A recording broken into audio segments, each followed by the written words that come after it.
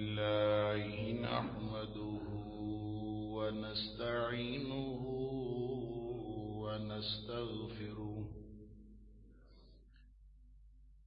الحمد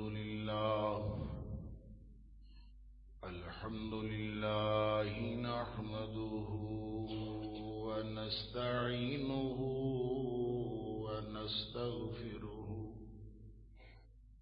ونؤمن به ونتوكل عليه ونعوذ بالله من شرور أنفسنا ومن سيئات أعمالنا. من يهده الله فلا مضل له ومن يضلل فلا هادي له. وأشهد أن لا إله إلا الله وحده لا شريك له. وأشهد أن محمدا عبده ورسوله صلى الله أرسله بالحق بشيرا ونذيرا بين يدي الساعة. فمن يطع الله ورسوله فقد رشد واهتدى. ومن يعص الله ورسوله فقد ضل وغوى. فإنه لا يضر إلا نفسه ولا يضر الله شيئا. نسأل الله ربنا أن يجعلنا ممن يطيعه ويطيع رسوله ويتبع رضوانه ويجتنب سخطه. فإنما نحن به وله. أما بعد فإن خير الحديث كتاب الله وخير الهدي هدي محمد صلى الله عليه وآله وسلم. وشر الأمور محدثاتها وكل محدثة بدعة وكل بدعة ضلالة وكل ضلالة في النار. فأعوذ بالله السميع العليم من الشيطان الرجيم من همزه ونفخه ونفثه. بسم الله الرحمن الرحيم. والعصر إن الإنسان لفي خسر إلا الذين آمنوا وعملوا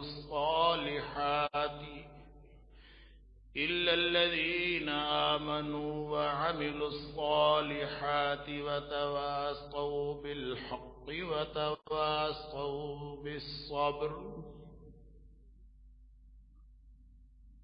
قسم ہے زمانے کی، بے شک ہر انسان خسارے میں ہے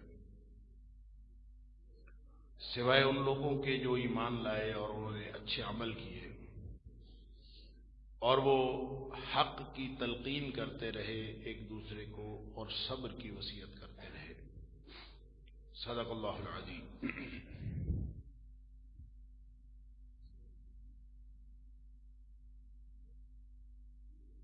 اللہ کریم نے ویسے تو پورا قرآن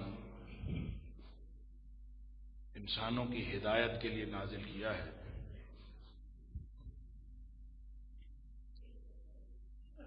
اور ہر آیت اور ہر سورت اپنے اندر ہدایت کا ایک پورا سرچشمہ اور پورا راستہ لیے ہوئے ہے. لیکن خاص طور پر یہ سورت جو ہے سورۃ العصر، یہ مختصر سورتوں میں سے ایک سورت ہے جس کے بارے میں امام شافعی کا یہ قول بہت معروف اور مشہور ہے کہ انہوں نے کہا تھا کہ اگر پورا قرآن نہ بھی نازل ہوتا، 114 سورتیں نازل نہ ہوتی، صرف ایک سورت نازل ہو جاتی مختصر سی جس طرح کی سورۃ العصر ہے، صرف یہ اکیلی سورت نازل ہو جاتی اور انسان اس کو سمجھ کر اس پر عمل کر لیتے تو انسانوں کی ہدایت اور رہنمائی کے لیے یہ اکیلی سورت کافی ہے. اللہ اکبر! اس قدر خزانہ ہے اس کے اندر ہدایت اور رہنمائی کا، اور پوری زندگی کا ایک طرز عمل، پوری زندگی کی ایک حکمت عملی، اور ایک مومن کو اپنی زندگی کس طرح سے گزارنی چاہیے، وہ سارا کچھ اس کے اندر شامل ہے. حالانکہ سورت انتہائی مختصر. اس کے بارے میں ابتدائی گفتگو گزشتہ جمعے عرض کی تھی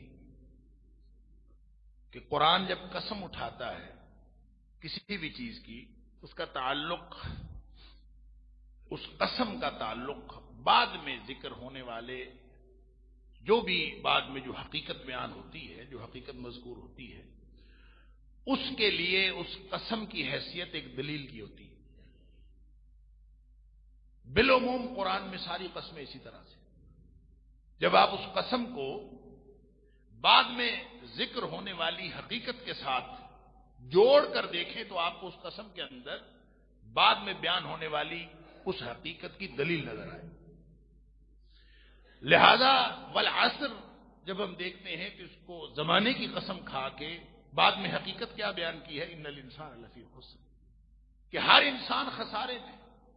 تو اس کا مطلب یہ ہے کہ یہ جو حقیقت بیان ہوئی ہے ان الانسان لفی خسر، کہ ہر انسان خسارے میں، اس کا تعلق اس قسم کے ساتھ ہے، اور قسم ایک دلیل کے طور پر ہے. اور قسم کس چیز کی اٹھائی ہے؟ والعصر، زمانے کی قسم اٹھائی.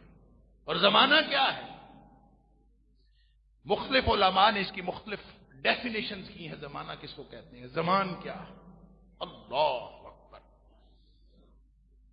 امام شوکانی نے اس کا خلاصہ بیان کیا ہے کہ لیل و نہار کی گردش کو زمانہ کہتے ہیں.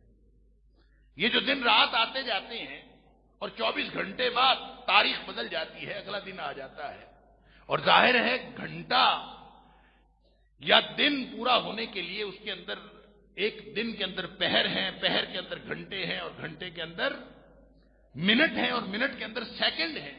گویا ہر لمحہ جو اگلی تاریخ تبدیل ہو رہی ہے اور یہ آگے سے آگے جا رہی ہے، یہی زمان ہے. اسی کی تو قسم اٹھائی ہے اللہ نے.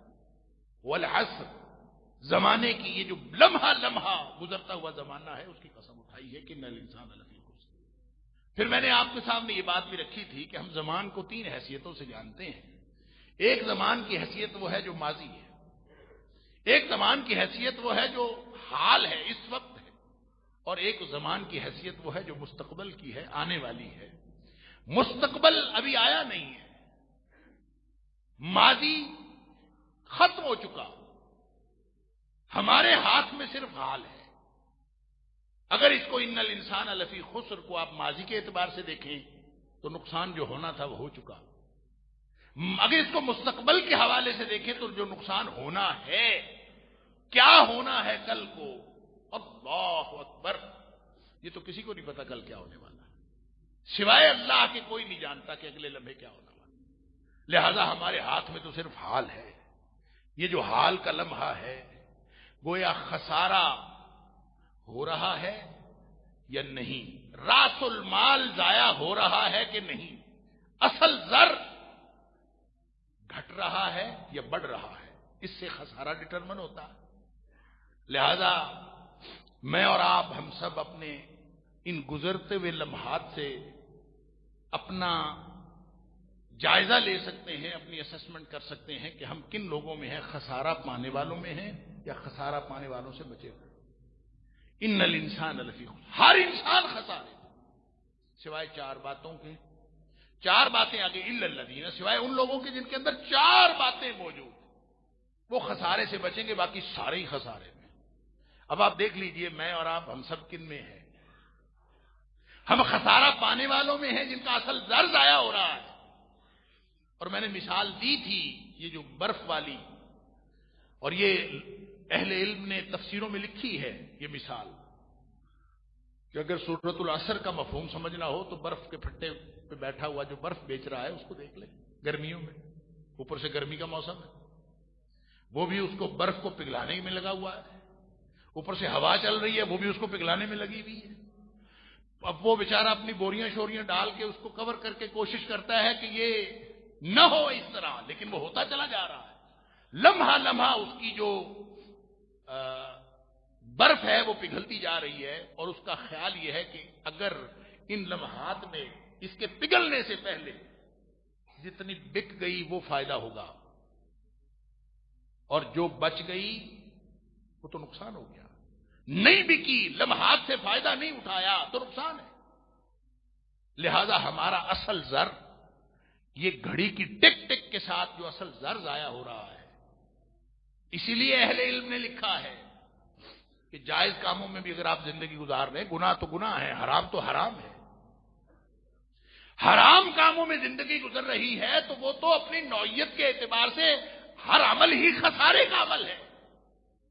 لیکن اگر آپ کا خیال یہ ہے نا کہ آپ تو مزے میں زندگی گزار رہے ہیں، میں کوئی گناہ تھوڑی کر رہا ہوں، میں کسی کو نقصان تھوڑی پہنچا رہا ہوں، میں اپنی زندگی اپنی موج میں گزار رہا ہوں، میں کسی کو کچھ کہتا نہیں، میں کسی سے میرا کوئی لینا دینا نہیں، میں کچھ نہیں کرتا، اگر وہ زندگی اس طرح کی گزار رہا ہے تو وہ بھی خسارے میں۔ کیوں خسارے میں ہے؟ اس لیے کہ کچھ جمع نہیں ہو رہا آخرت کے لیے۔ منافع وہ ہے جو ان لمحات سے استفادہ کر کے آخرت کے لیے جوڑ جمع کر لیا، وہی منافع ہے، وگرنہ خسارہ۔ راس المال تو ضائع ہو رہا ہے، اس کے ضائع ہونے کے لیے کسی بندوبست کی ضرورت نہیں ہے، اس کے لیے کسی واقعاتی حادثے کی ضرورت نہیں ہے۔ یہ تو اللہ تعالیٰ نے ہماری زندگی اس طرح کی بنائی ہے کہ جس طرح ہر لمحے جو لمحہ موجود ہے یہ ماضی بنتا جا رہا، لمحہ موجود ماضی بنتا جا رہا۔ انا للہ و انا الیہ راجعون۔ اور اگر ہم نے اس نے لمحے سے فائدہ نہیں اٹھایا تو قیامت والے دن وہی لمحہ حسرت اور افسوس بن جائے۔ کاش میں نے ایسا کیا ہوتا، کاش میں نے ایسا نہ کیا ہوتا۔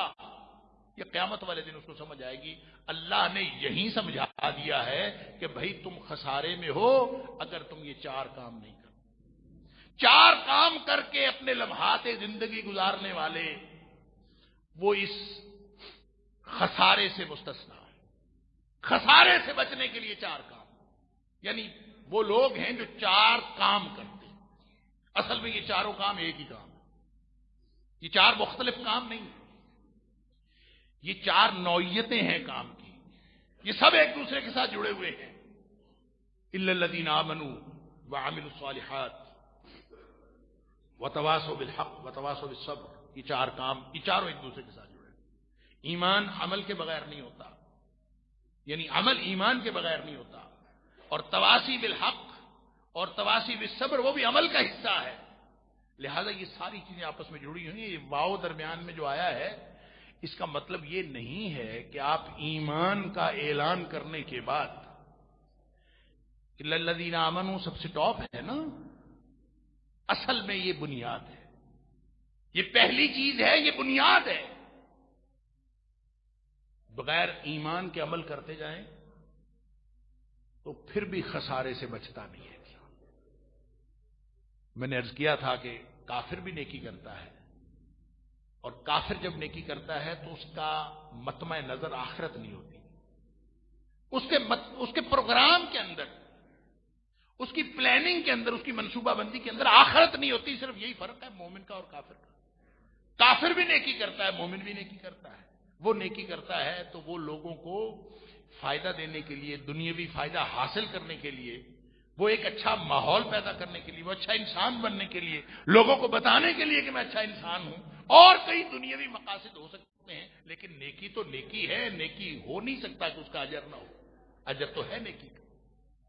اس لیے نبی اکرم صلی اللہ علیہ وسلم نے فرمایا اللہ تعالیٰ کافر کو اس کی ہوئی نیکی کا اجر دنیا میں دے دیتا، ہر چیز اس کو یہی مل جاتی، کیونکہ آخرت اس کے پروگرام میں نہیں، اجر اس کو ملتا ہے، وہ مل یہیں جاتا ہے، اور جب وہ مرتا ہے تو مرتے وقت اس کے پاس ایک بھی نیکی باقی نہیں ہوتی، تو خسارے میں رہا کہ فائدے میں رہا؟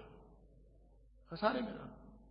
جو اصل زر کمایا تھا ادھر ہی کھا لیا، جو منافع ہونا تھا وہ منافع اس نے کیلکولیٹ نہ، اس نے اس منافع حاصل کرنے کی منصوبہ بندی کی، نہ اس کو کبھی کیلکولیٹ کیا، نہ اس کو بچانے کی کبھی کوشش کی، تو یہ ہے خسارہ۔ ان الانسان لفی خسر۔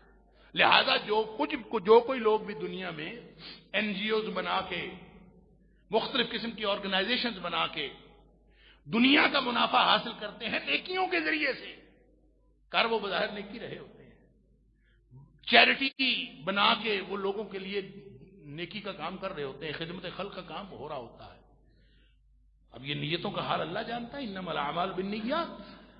اگر کسی نے اس لیے یہ سارا کچھ کیا ہے کہ اس کو آخرت میں اجر ملے، تو یقیناً اس کو اجر آخرت میں ملے گا، اور جس نے آخرت کے لیے کیا ہی نہیں، اس نے کیا ہی دنیا کے لیے ہے، تو اللہ تعالیٰ اس کو دنیا میں دے دیتا ہے، پھر آخرت کے اندر اس کے لیے کچھ بھی نہیں ہوتا۔ اللہ، لہذا چار قسم کے لوگ، یا کہنا چاہیے کہ وہ لوگ جس میں چار خصوصیات ہیں، اس کے بغیر اس خسارے سے بچنا ممکن نہیں۔ آپ فارغ بیٹھے ہوئے ہوں، آپ کسی اپنی عبادت گاہ میں بیٹھے ہوئے ہوں، آپ مسجد میں بیٹھے ہوئے ہوں، آپ جہاں بھی ہوں، جو لمحہ آپ کا آخرت کی فکر کے بغیر اور اللہ کی یاد کے بغیر گزر گیا، وہی لمحہ خسارے کا لمحہ ہے، وہی قیامت والے دن حسرت اور افسوس بنے گا۔ لہذا اس خسارے سے بچنے کے لیے بنیاد ایمان ہے، پھر عمل صالح ہے، پھر تواصی بالحق ہے، اور پھر تواصی بالصبر ہے۔ یہ انسان کا پورا ایک مومن کا کردار ہے جو اللہ کریم نے اس میں بیان کر دیا۔ اس لیے امام شافعی کہتے ہیں کہ کرنے والا کام تو سارا یہاں بیان ہو گیا ہے، پھر ضرورت کیا ہے باقی سارے قرآن پڑھنے کی؟ اسی کو سمجھ لیا جائے، اسی کو پڑھ کے، اسی کو سمجھ کے، اسی پر عمل کر لیا جائے تو انسانوں کی ہدایت اور کامیابی کے لیے یہی کافی۔ کیا کرنا ہے؟ الا الذین آمنوا، سب سے پہلے ایمان لانا، اور ایمان لا کر بیٹھ نہیں جانا، ساتھ وعاملوا الصالحات، نیک عمل بھی کرنا۔ یہ واو عاطفہ ہے، اس لیے بہت سارے لوگوں کو یہ بھی غلط فہمی ہوئی ہے کہ ایمان لانا ایک کام ہے، عمل صالح ایک کام ہے، ایمان ہو تو وہ بچا لے گا۔ ایسا نہیں، اس کی وجہ یہ ہے کہ عمل صالح ایمان کے بغیر نہیں ہوتا، اور یہ جو واو عاطفہ ہے یہ آپ کو کسی غلط فہمی میں نہ ڈالے۔ اگر اس واو کی وجہ سے ایمان اور عمل صالح دو مختلف چیزیں ہیں تو اس کا مطلب یہ ہوگا کہ عمل صالح اور تواصی بالحق بھی دو مختلف چیزیں ہیں، اس کے درمیان میں بھی واو ہے۔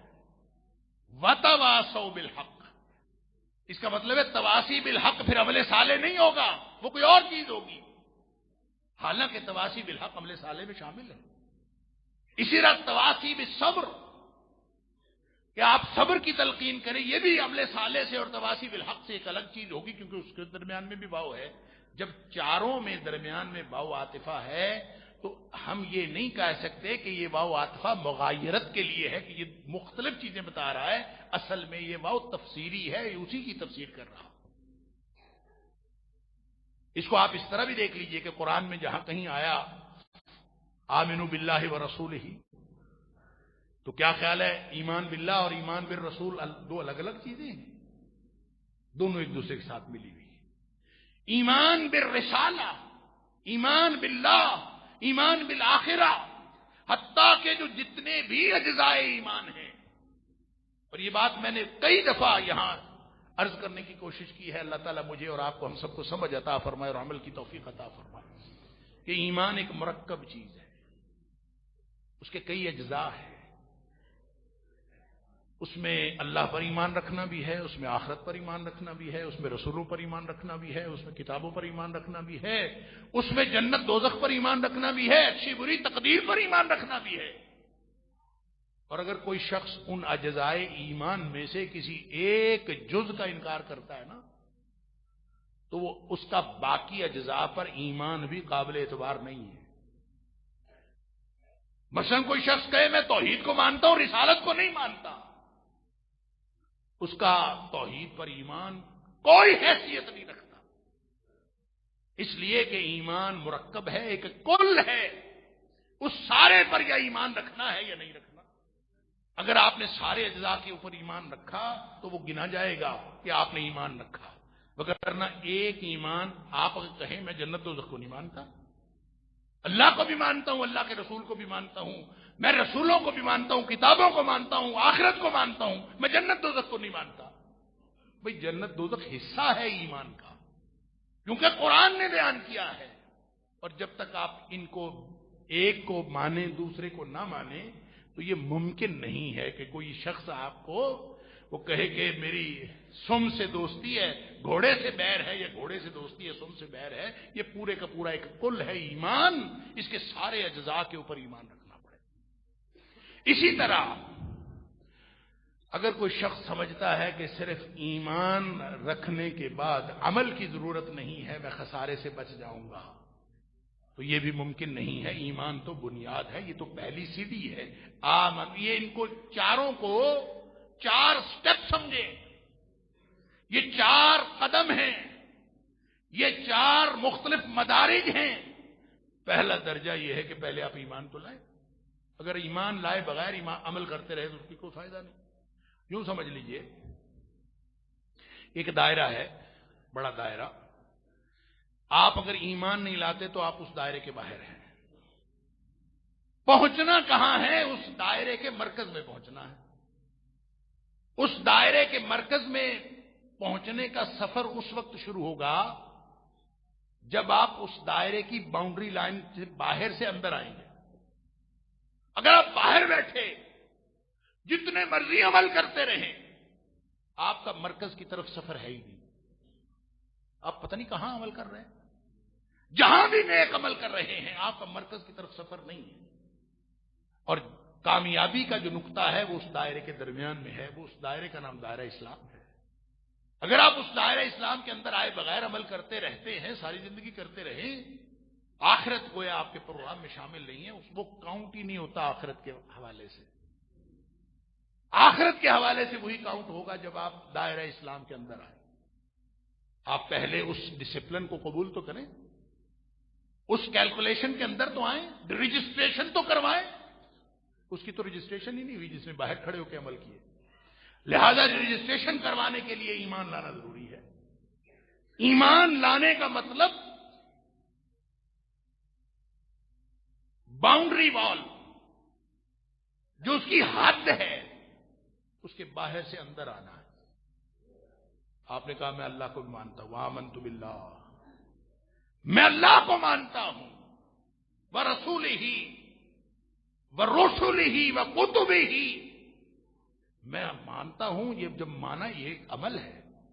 امام بخاری علیہ الرحمہ نے ایک باب باندھا ہے اپنی الجامع الصحیح کے اندر، اس کا نام رکھا ہے، اس کا ٹائٹل رکھا ہے الایمان هو العمل. ایمان جو ہے یہی تو عمل ہے. اس کا مطلب ہے اس کے 2 معنی ہیں. اس کا ایک معنی تو یہ ہے کہ عمل کے بغیر ایمان کی کوئی حیثیت نہیں، اور اس کا دوسرا معنی یہ ہے کہ ایمان بھی کرنے کا کام ہے. ایمان سوچنے کا کام نہیں ہے، ایمان کرنے کا کام. الایمان هو العمل، یہ کرنا ہے. کیسے کرنا ہے؟ کیا کرنا ہے؟ اس کے 2 پہلو ہیں. ایک ہے آمن بہ، ایک ہوتا ہے آمن لہو. قرآن میں دونوں طرح استعمال ہوا ہے. آمن بہ کا معنی ہوتا ہے یقین کر لینا، جو سنا جو پڑھا اس کو فوراً مان لیا کہ یہ ایسے ہی ہے. یہ یقین کر لینا، یہ آمن بھی ہوتا ہے، اور یقین کر کے اس کی بات مان لینا آمن لہو ہوتا ہے۔ آپ اس کی بات مان لیں فوراً، اس لیے کہ آمن بھی ہو جاتا ہے تو آمن لہو ہونا لازمی ہو جاتا ہے۔ یہ ممکن نہیں کہ کوئی شخص کہے کہ مجھے یقین تو ہے لیکن میں نے تیرے پیچھے چلنا نہیں ہے، یہ بھی کبھی ہوگا۔ اور اس کی مثال میں اکثر دیتا ہوں کہ آپ کو یہاں آ کے کوئی بتائے کہ باہر کوئی حادثہ ہو گیا ہے اللہ نخواستہ، اور آپ اس کو کہیں کہ لو ہم نے تو کوئی آواز نہیں سنی، ہم نے تو کوئی افراتفری نہیں دیکھی، سکون سے سارے بیٹھے ہیں، باہر بھی کوئی ایسی بات ہم نے نہیں دیکھی، کوئی ایسی نشانی نہیں ہے کہ ہم تیری بات پر یقین کریں۔ وہ کہے کہ آؤ میں تمہیں دکھاتا ہوں، ہم اس کے ساتھ چلیں، وہ جا کے دکھائے، باہر واقعہ وقوع پذیر ہو چکا ہو، تو اس دیکھنے کے بعد ہم اس کو کہیں کہ ہاں تو ٹھیک کہتا ہے، یہ ایمان نہیں ہے، یہ ایمان نہیں ہے۔ ایمان یہ ہے کہ جب اس نے آ کے، اگر ہم اس شخص پر ایمان رکھتے ہیں تو جب اس نے آ کے کہا کہ باہر واقعہ ہو گیا ہے، ہماری آنکھوں نے بے شک کچھ نہیں دیکھا، ہماری کانوں نے کچھ نہیں سنا، لیکن اگر اس بندے پر واقعی یقین ہے اس کی بات پر، تو اس ایمان کا تقاضا یہ ہے کہ ہم اس کو کہیں کہ ہماری آنکھوں نے چاہے کچھ نہیں دیکھا، ہمارے کانوں نے چاہے کچھ نہیں سنا، تو ٹھیک کہتا ہے۔ یہ ایمان، یہ ہے تقاضا اللہ اور اس کے رسول صلی اللہ علیہ وسلم کی بات سن کر ہمیں سمجھنا ہے۔ صدیق اکبر رضی اللہ تعالی نے یہی تو کہا تھا، یہی ایمان ہے۔ جب ابو جہل نے کہا کہ وہ پتہ چل رہا ہے کہ جناب تیرا دوست دیکھا کیا کہتا ہے، وہ کہتا ہے آسمانوں پہ گیا ہوں سیر کرتے، اللہ اکبر۔ انہوں نے کہا اچھا، اگر یہ بات نبی اکرم صلی اللہ علیہ وسلم کی زبان سے نکلی ہے تو ہم تو پہلے ہی اس بات کو مانے ہوئے ہیں کہ انہوں نے پہلے ہمیں کئی دفعہ بتایا ہے کہ آسمانوں سے جبریل آتا ہے، آ کے ان کو وحی دے کے واپس چلا جاتا ہے، اور وہ صبح و شام آتا ہے۔ تو جب ہم اس کی یہ بات مان لیتے ہیں تو یہ ماننے میں کیا حرج ہے کہ یہ آسمان پہ چلا گیا؟ چاہے زمان و مکان کے پیمانے ساتھ نہیں دیتے، ہماری سمجھ میں بات نہیں آتی، ایک شخص عشاء کے بعد یہاں موجود ہو اور فجر سے پہلے بھی یہاں موجود ہو اور اس دوران ساتوں آسمانوں کا سیر کر کے آ جائے، یہ بات سمجھ نہیں آتی۔ کون کہہ رہا ہے؟ صدیق اکبر رضی اللہ عنہ۔ کس کی بات سن کے کہہ رہا ہے؟ کافر کی۔ یہ بات سمجھ نہیں آتی جب وہ کافر یہ کہتا ہے ابو جہل کہ میں تیرے دوست محمد صلی اللہ علیہ وسلم کی زبان سے سن کے آیا ہوں۔ تو فرمایا اچھا، اگر نبی اکرم صلی اللہ علیہ وسلم نے یہ بات فرمائی ہے تو پھر ایسے ہو گیا ہے، پھر زمان و مکان کے پیمانے ساتھ نہ دے، پھر یہ مسئلہ ایمان، پہلے ہم اپنا ایمان تو ٹھیک کریں۔ ہم تو نبی کریم صلی اللہ علیہ وسلم کا فرمان سنتے ہیں، اللہ کا قرآن سنتے ہیں، جو شروع ہو جاتے ہیں اپنی عقل دوڑانے، جو شروع ہوتے ہیں اپنی ساری دانش اس میں گھسیڑنے، پھر شروع ہو جاتے ہیں جی پہلے اس کا شان نزول دیکھیں، پھر اس کو کہتے ہیں جی اس کا کوئی اور مطلب ہوگا، پھر کہ کہتے ہیں جی دیکھیں بڑوں نے نہیں مانا، اس کی بھی کوئی نہ کوئی وجہ ہوگی۔ کمال ہے، اللہ کے رسول صلی اللہ علیہ وسلم کی بات سنی ہو، قدم نہیں رکے تو یہ ایمان کے خلاف ہے۔ بات اللہ کے رسول صلی اللہ علیہ وسلم کی ہو، آپ اسی مثال کو لے لیجئے کہ اگر باہر سے کسی نے آ کے کہا کہ حادثہ ہو گیا ہے، خوفناک حادثہ اللہ نخواستہ، اگر اس کی بات مان لی ہے، اگر اس کی بات پر یقین کیا ہے، تو پھر یہ سکون سے یہ تقریر جاری نہیں رہ سکتی، خطبہ جاری نہیں رہ سکتا، افراتفری پیدا ہونا یقینی بات ہے، فوراً اٹھ کے بھاگیں گے، ہم فوراً جائیں گے، اس لیے کہ ایمان آنے کے بعد عمل کی تحریک فوراً پیدا ہونا یہ ایمان کا تقاضا ہے۔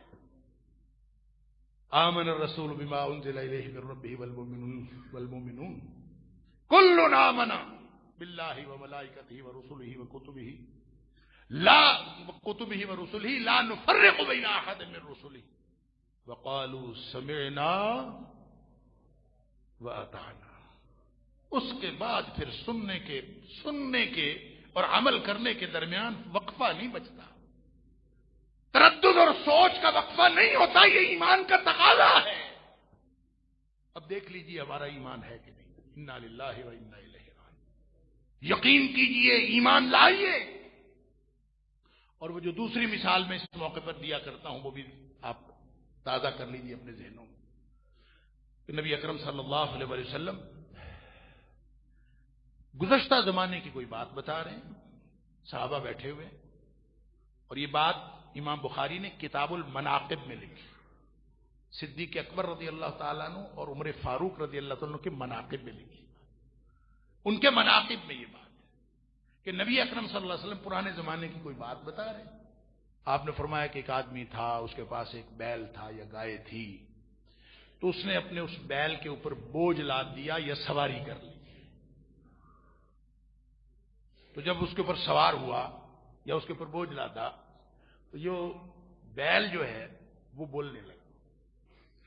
وہ اپنے مالک سے کہتا ہے کہ میں اس کام کے لیے تو نہیں ہوں، ما خلقت لہذا یا لم اخلق لہذا، میں اس کام کے لیے نہیں پیدا ہوا. اللہ اکبر. ولکنی خلقت للحرث، میں تو اس لیے پیدا ہوا ہوں، یعنی میں اس لیے نہیں پیدا کیا گیا کہ میرے اوپر کوئی سواری کرے یا میرے اوپر کوئی بوجھ لا دے. اس کے لیے گدھا ہے، اس کے لیے اونٹ ہے، اس کے لیے خچر ہے، دوسری چیزیں ہیں. مجھے تو پیدا ہی اس لیے کیا گیا ہے کہ میرے ساتھ کھیتوں میں ہل چلایا جائے. میں کھیتوں میں ہل چلانے کے لیے ہوں، سواری کرنے کے لیے یا بوجھ لادنے کے لیے نہیں ہوں.